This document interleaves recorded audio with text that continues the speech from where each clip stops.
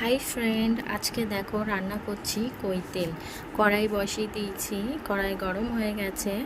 এবার কড়াইয়ের মধ্যে দিয়ে দিচ্ছি বেশ খানিকটা সরিষার তেল।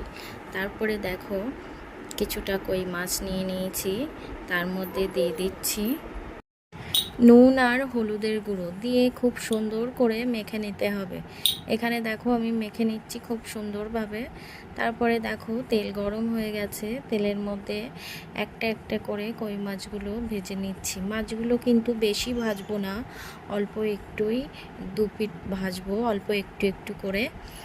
মাছগুলো খুব সুন্দর ছিল, মাছগুলোর পেটে ডিম ছিল প্রত্যেকটা মাছে।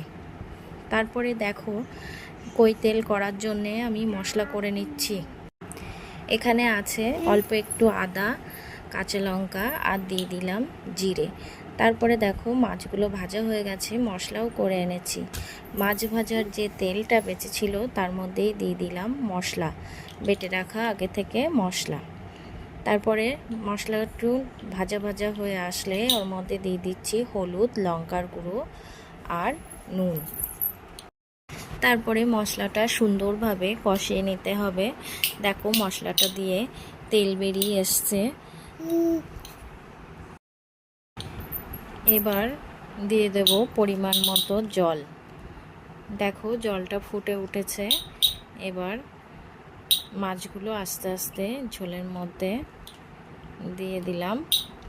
তারপরে ঢাকনা দিয়ে ঢেকে দেব, ঝালটা যাতে সুন্দর মতো হয়। একটু নাড়াচাড়া করে নিয়ে ঢেকে দিলাম। তারপরে দেখো ঢাকনাটা তুলে রেডি হয়ে গেছে আমার কই তেল। এরপরে দিয়ে দেব,